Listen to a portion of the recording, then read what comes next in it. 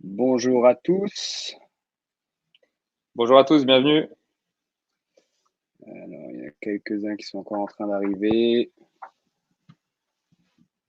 Ouais, super, on est déjà nombreux là, top. Ouais, on a voulu faire un format assez court, là, une vingtaine de minutes, donc on va pas attendre très longtemps avant de démarrer, mais on va attendre quelques secondes encore.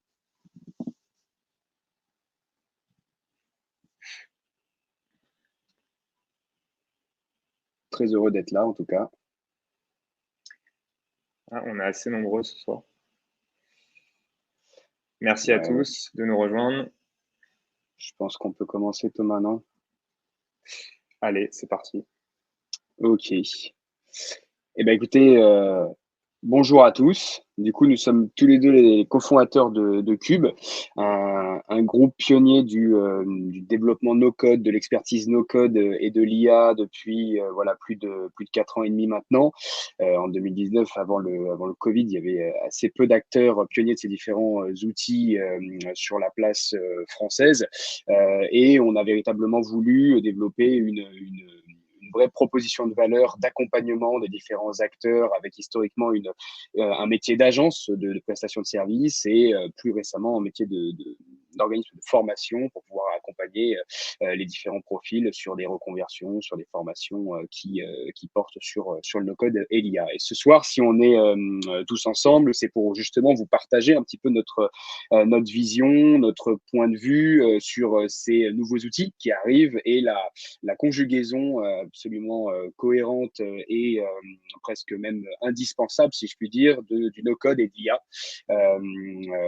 qui fait vraiment du sens pour nous. Alors, il y a beaucoup de gens qui sont en train d'arriver. Là, on ne va pas forcément prendre des questions pendant le webinar. On a vraiment voulu penser un contenu qui soit assez court et impactant.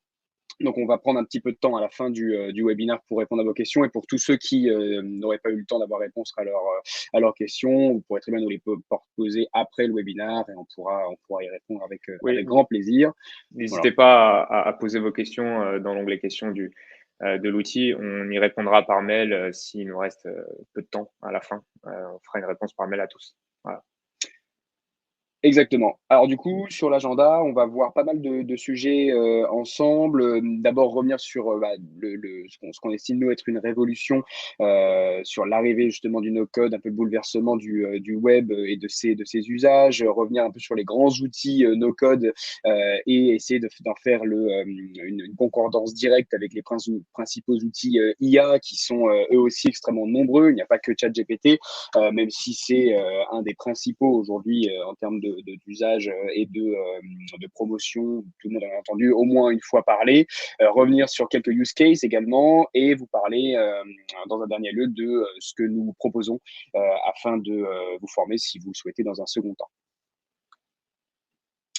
Donc déjà, il y a un élément qui est très important à avoir en tête. On a un réel déséquilibre entre l'offre et la demande, entre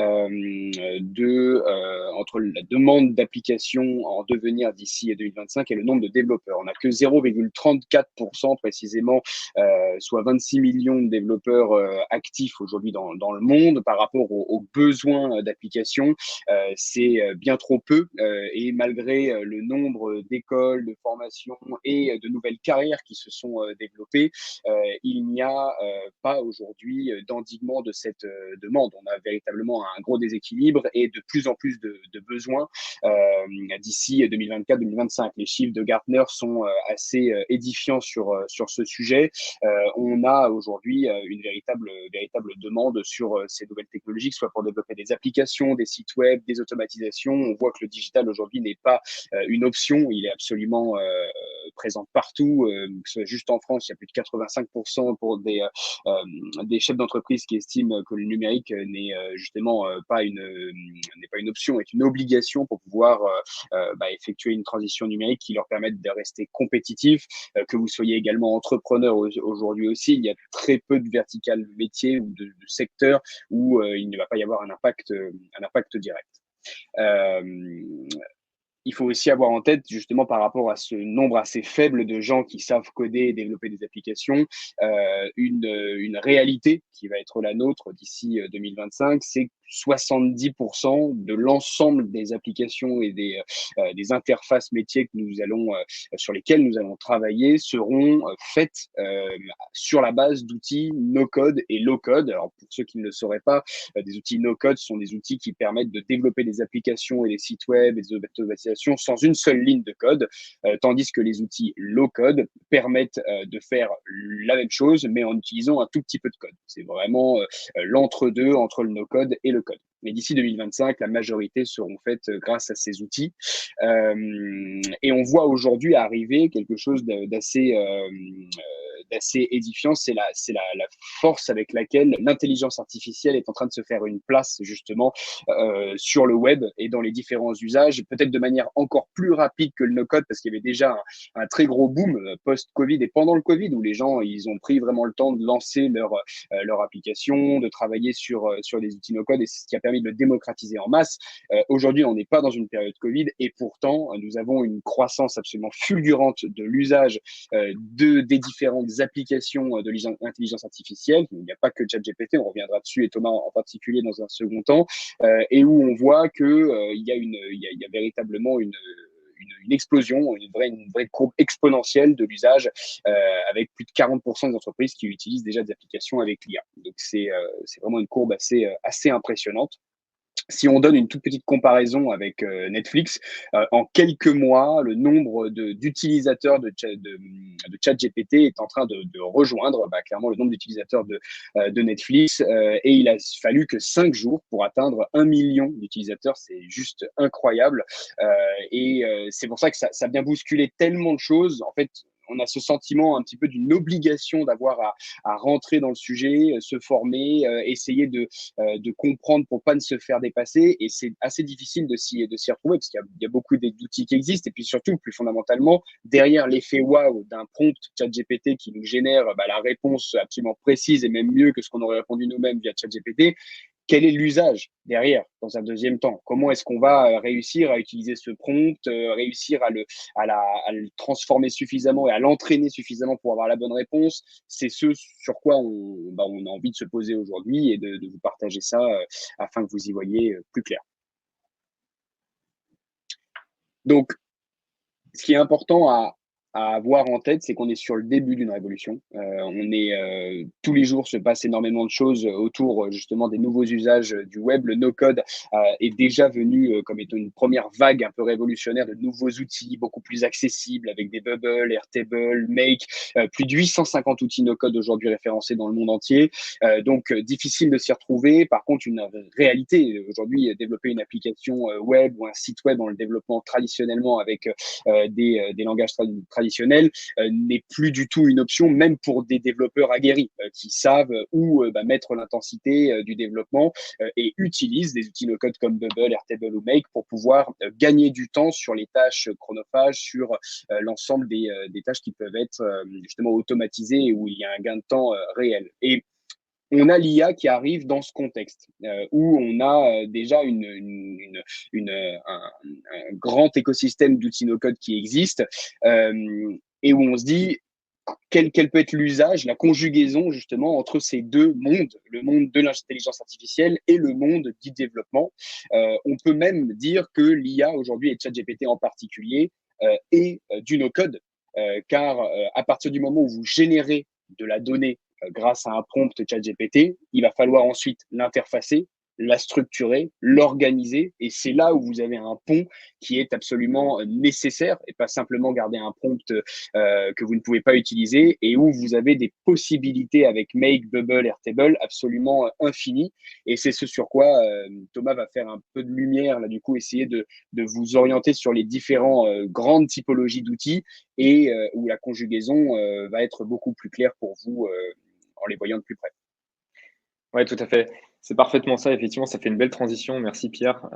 On a effectivement aujourd'hui donc des outils no-code et une sphère d'outils IA. Mais c'est vrai que chez Cube et dans notre philosophie, on a toujours pensé que la réunion des deux a donné vraiment de la force et encore plus d'impact dans vos différents projets.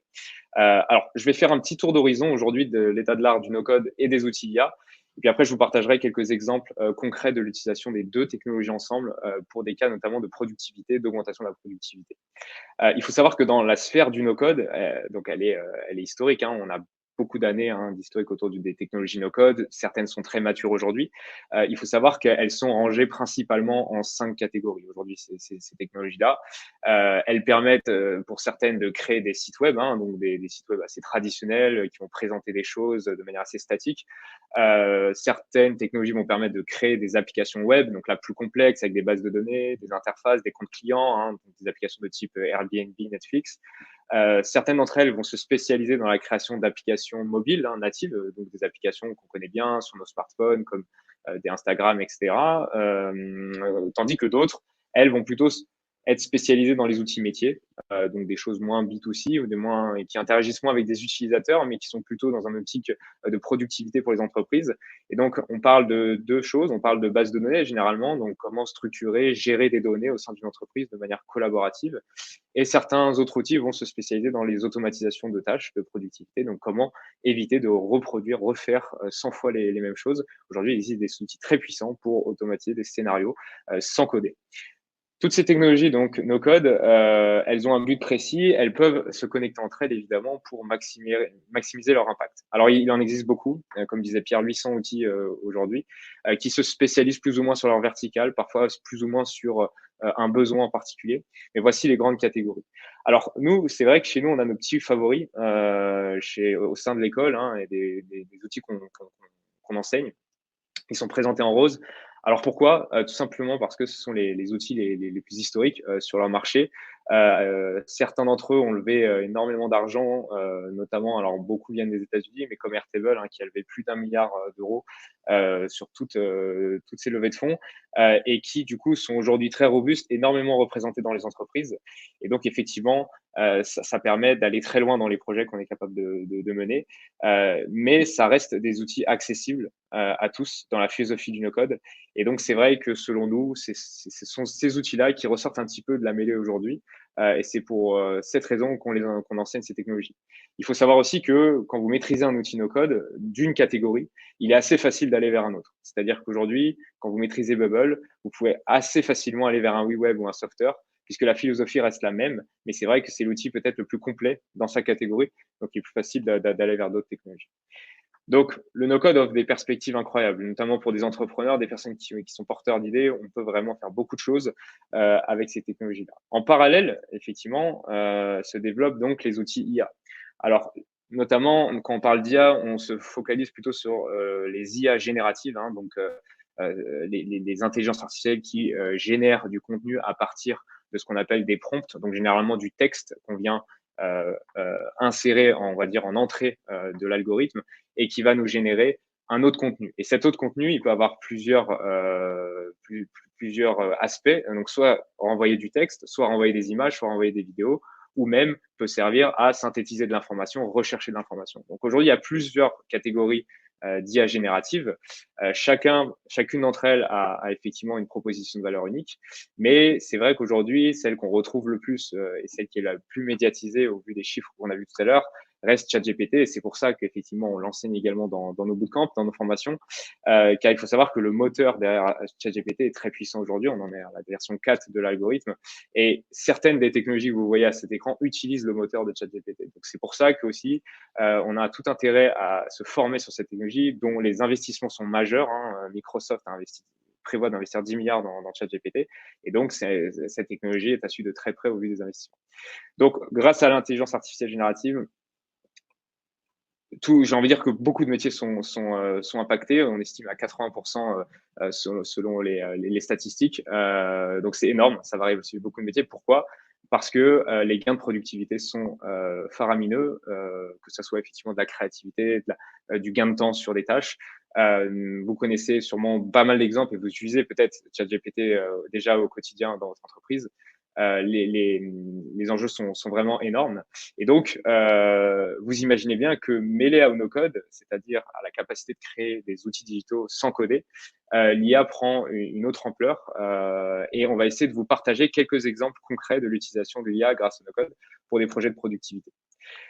C'est tout l'enjeu de notre philosophie chez Cube et au sein de l'école, c'est de montrer, de combiner l'IA et le no-code pour des projets de productivité et permettre à ce qu'on appelle, nous, des product builders, donc des personnes qui vont utiliser le no-code et l'IA pour des projets d'automatisation, de digitalisation, leur permettre tout simplement d'aller beaucoup plus vite et d'apporter de la valeur pour leurs projets, pour eux-mêmes, pour des prestations de freelance ou demain pour des entreprises.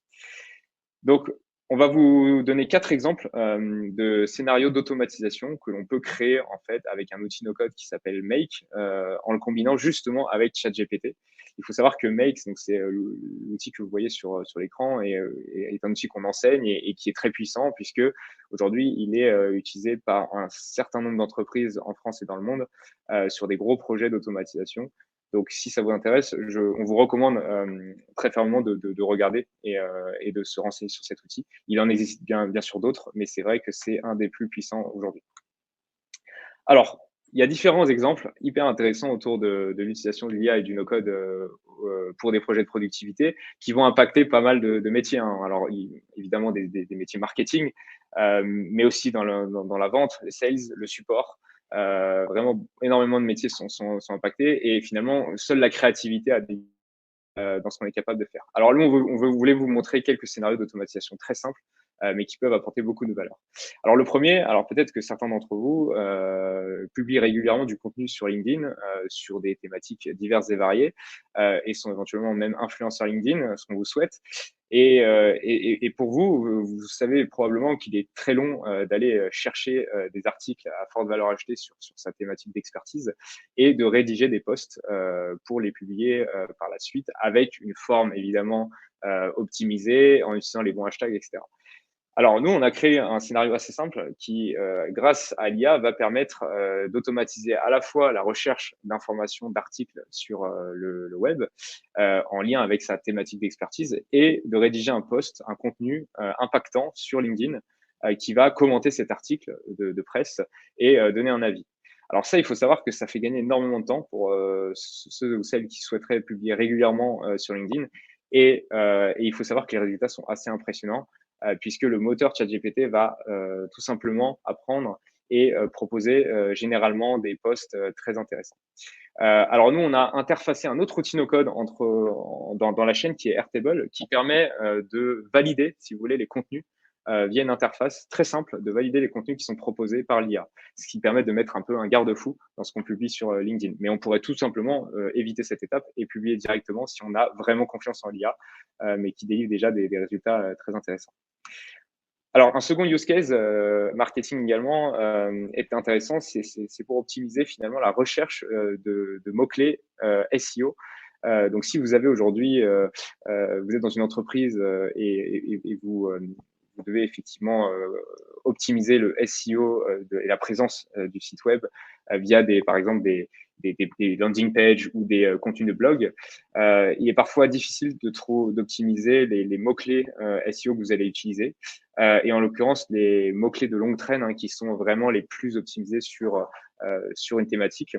Et pour cela, vous pouvez effectivement faire appel à l'IA qui va encore une fois, par exemple, vos articles de blog, vos thématiques de blog, trouver les mots-clés SEO longue traîne les plus optimisés pour que vous puissiez après développer vos idées et vous assurer surtout que la concurrence sera faible et que les mots-clés seront vraiment ultra optimisés pour gagner rapidement en place sur l'index Google.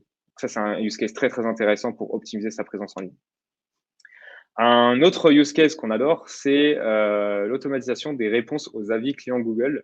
Alors peut-être pour ceux ou celles qui ont éventuellement des boutiques en ligne ou des boutiques physiques et qui reçoivent beaucoup d'avis clients sur leur fiche Google My Business, qui est aujourd'hui excessivement utilisée en ligne. Donc les internautes ont confiance dans ces avis clients.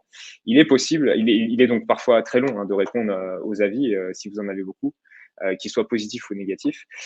Et donc, répondre à ces avis est gage de sérieux pour les internautes. Et il faut savoir que ChatGPT est très créatif et peut répondre à votre place à ces avis clients en y apportant une touche parfois d'humour. Vous pouvez effectivement lui demander d'avoir plus une tonalité différente, plus professionnelle, plus informelle, etc. Et tout ça via un scénario d'automatisation sur Make, où vous allez combiner à la fois, vous voyez, l'outil Google My Business aux capacités de ChatGPT. Et vous pouvez également à la fin vous notifier par email lorsque une réponse est apportée ou via un autre outil comme Slack éventuellement. Donc le dernier cas d'usage qu'on voulait vous présenter concerne effectivement l'aspect commercial. Donc effectivement, peut-être certains d'entre vous sont sales dans des entreprises et cherchent toujours à optimiser leur approche de vente, personnaliser leurs fiches contact ou entreprise. Il faut savoir qu'avec l'utilisation de ChatGPT, il est possible d'enrichir considérablement vos fiches CRM en allant chercher de l'information à jour sur le web et extraire ces data pour finalement enrichir les fiches contacts. Ça, c'est un use case qui est vraiment puissant et qui vous permet du coup de gagner énormément de temps dans la recherche d'informations sur vos leads et transformer du coup potentiellement plus rapidement des ventes. Donc voilà, c'était un panel finalement assez large de cas d'usage qui viennent combiner du coup l'IA et le no-code au service de la productivité et du gain de temps. Il en existe énormément d'autres, certains évidemment avec d'autres aussi moteurs IA autour de l'imagerie, de la vidéo. C'est passionnant, on aurait le temps d'en parler beaucoup, mais on voulait garder des use cases assez simples et surtout qu'on peut combiner sans coder avec un outil no-code pour gagner de la productivité sur nos tâches quotidiennes.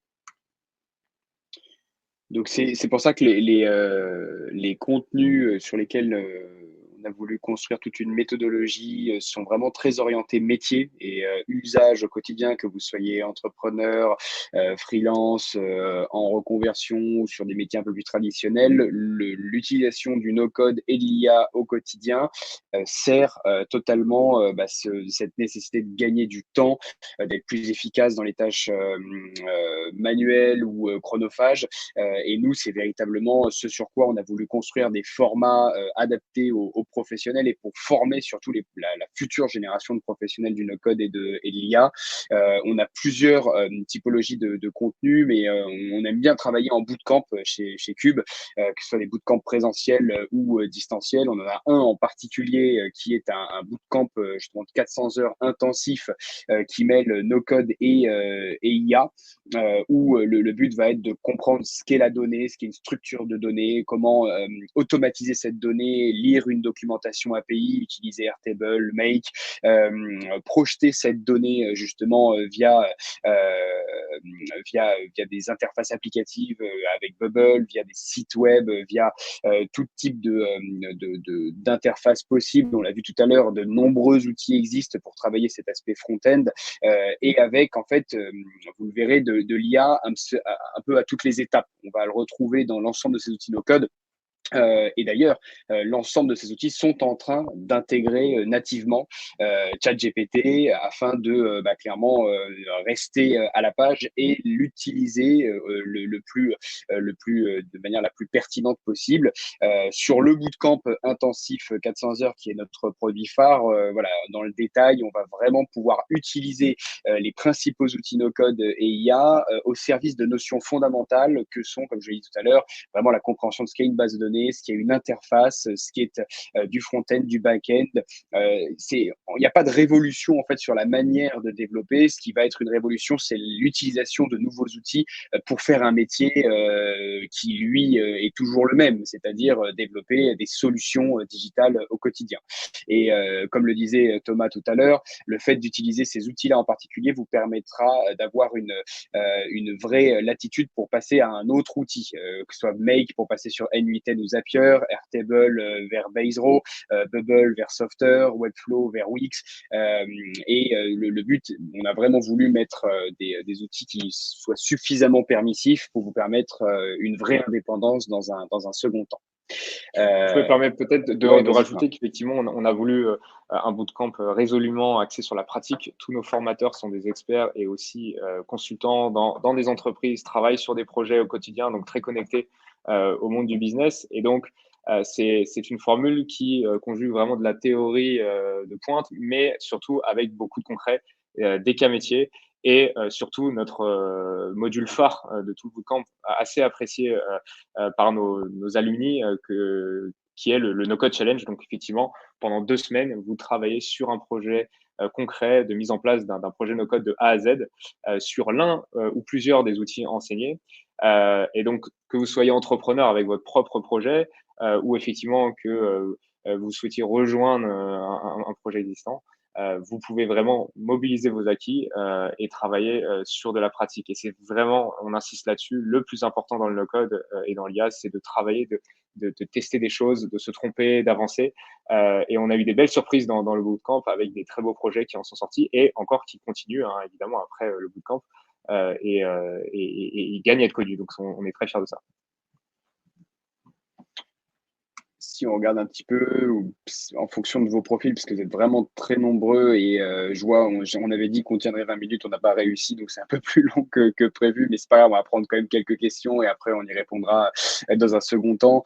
On a voulu quand même essayer de projeter un petit peu des personas types pour que vous puissiez vous dire, je me projette véritablement dans cet usage du no-code et de l'IA au quotidien. Ce qui est assez impressionnant, c'est que peu importe la situation professionnelle dans laquelle vous vous trouvez, que vous soyez entrepreneur, que vous soyez actif depuis longtemps, que vous ayez une volonté de rester dans votre poste et de rajouter une corde à votre arc ou de faire une reconversion pour devenir véritablement un développeur no-code et IA, il y a véritablement une place pour vous dans nos formats et dans cette typologie de carrière. La courbe d'apprentissage est beaucoup plus rapide que sur du développement traditionnel. Maintenant, on l'a toujours dit, le no-code n'est pas égal à no expertise.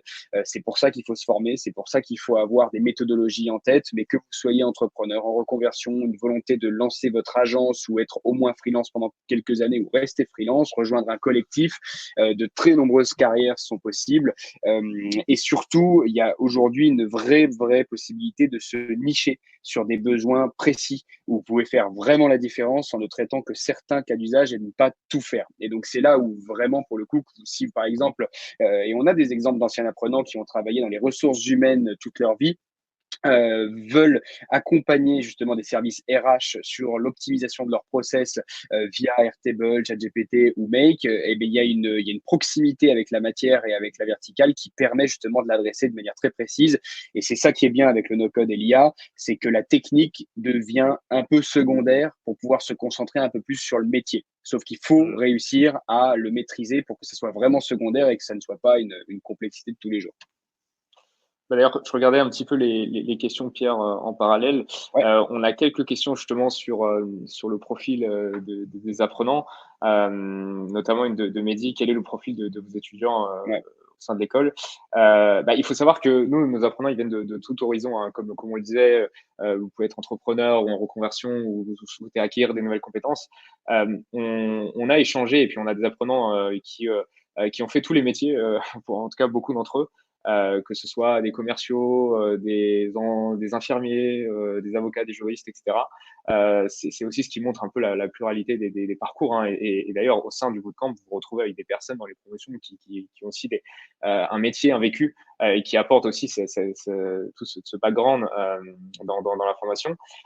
Et donc, voilà, il est possible de vraiment s'emparer de ces nouvelles technologies, peu importe l'horizon que vous avez. Seule la motivation va primer en fait. Et en fait, c'est donc ce qui est important de reconnaître, hein, c'est qu'il n'y a pas de prérequis technique. Voilà. Tout ce qui va être important, c'est de s'emparer de ces technologies, de travailler sur des cas concrets que vous pourrez après utiliser dans vos métiers ou pour vos projets. Et on a quelques exemples effectivement d'apprenants qui sont assez intéressants. Et ces personnes-là, aujourd'hui, utilisent le no-code au quotidien dans leur métier. Et il y a une question qui arrive là aussi sur les exemples d'entreprise. De toute façon, on était au bout de la presse, donc on va prendre le temps là justement de répondre à ces différentes questions. On en a une sur avez-vous des exemples d'entreprises qui utilisent du no-code de Sarah? Oui, absolument. Il y a vraiment un nombre croissant de de besoins, d'usages complètement différents. D'ailleurs, on sent que les métiers du no-code se cherchent, avec Thomas en parlait tout à l'heure, des nouveaux métiers comme product builder, comme maker no-code, comme développeur no-code, mais également aussi des product managers, product owners et chefs de projet, ou métiers beaucoup plus traditionnels comme commerciaux et RH marketing, qui utilisent du no-code au quotidien, et où en fait l'usage justement de ces nouvelles compétences va soit être du 100%, du temps plein chez vous, et typiquement GoJob, qui est une super PME à Aix-en-Provence, sur justement une boîte d'intérim qui a complètement digitalisé son processus de recrutement et de placement d'intérimaires au sein des entreprises, avec des chaînes d'automatisation no-code, avec Make en particulier, qui est extrêmement impressionnante. Ils ont créé tout un service no-code où vous avez vraiment entre les métiers commerciaux, RH, marketeurs et les grosses équipes IT, une équipe justement no-code qui va faire le pont entre justement les différents besoins, désengorger la partie IT, répondre aux besoins métiers et offrir un nouveau souffle, diversifier les propositions de valeur aussi. Le no-code permet de tester très rapidement à l'étranger. Ils ont ouvert d'ailleurs le marché américain grâce au no-code en seulement 2-3 semaines, alors qu'il aurait fallu des mois aux équipes IT pour pouvoir développer cette solution et tester le nouveau marché. Donc oui, il y a beaucoup d'entreprises qui utilisent. GoJob est un exemple, Blablacar, Ornicar, Payfit. Il y a vraiment beaucoup d'entreprises. Et historiquement, comme on le disait en début de présentation, Cube est une agence, donc on a fait plus de 300 projets à notre actif, et on a du coup été, et on est encore à proximité justement des entreprises qui nous permettent de sentir le pouls des besoins concrets de tous les jours, et d'adapter notre format. Et GoJob en particulier fait partie de nos 50 partenaires qui ont attesté de la qualité des différents bootcamps, surtout sur l'aspect pratico-pratique, c'est-à-dire proche du terrain et proche des réalités de tous les jours. Ouais, tout à fait. On a aussi une question de Jean. Pourquoi avez-vous choisi d'enseigner les technologies Bubble, Make, Airtable dans le bootcamp? Alors, on en a un petit peu parlé au début de la présentation. Il faut savoir que c'est vraiment des technologies historiques qui ont prouvé énormément de choses. Alors, Airtable, c'est plus d'1 milliard de levées, ce qui est énorme en termes de valorisation, etc. Bubble, 100 millions, Make également. Donc, c'est des technologies qui sont très robustes, historiques, avec beaucoup d'utilisateurs et des fortes communautés. Donc, la communauté est centrale dans un projet no-code, puisque après, vous pouvez effectivement échanger avec vos pairs, notamment sur les forums. Les communautés sont très actives, ce qui vous permet d'être débloqué dans une situation, etc. On a notre propre communauté au sein de l'école, mais c'est vrai que généralement, on encourage nos apprenants à aller vers ces communautés des éditeurs, aussi la communauté française NoCode, NoCode France, pour partager tout simplement et avoir des réponses à vos questions, ou tout simplement rencontrer des personnes. Donc, si on a choisi ces technologies, c'est parce que elles sont les plus complètes, elles ont une communauté très importante, elles sont très puissantes, elles permettent de mettre en place des projets énormes. Pierre en a parlé avec GoJob. Je pense aussi à une entreprise en Allemagne, Finn, dans le leasing automobile, qui est une des plus gros succès germaniques depuis ces dernières années. Ils ont levé 900 millions en 3 années et ils utilisent quasiment exclusivement Make pour les scénarios d'automatisation. Donc, vous trouverez finalement des opportunités d'emploi, de freelancing, de mission avec ces technologies, vous pouvez en être sûr. Mais ça n'exclut pas de pouvoir aller aussi vers une autre technologie derrière, une fois qu'on maîtrise les plus complètes. Donc, notamment aussi des technologies françaises, il en existe pas mal, comme XAR par exemple, qui est un éditeur français de code qui est très intéressant et que vous pouvez utiliser. Voilà, vous pouvez passer d'une technologie à l'autre facilement.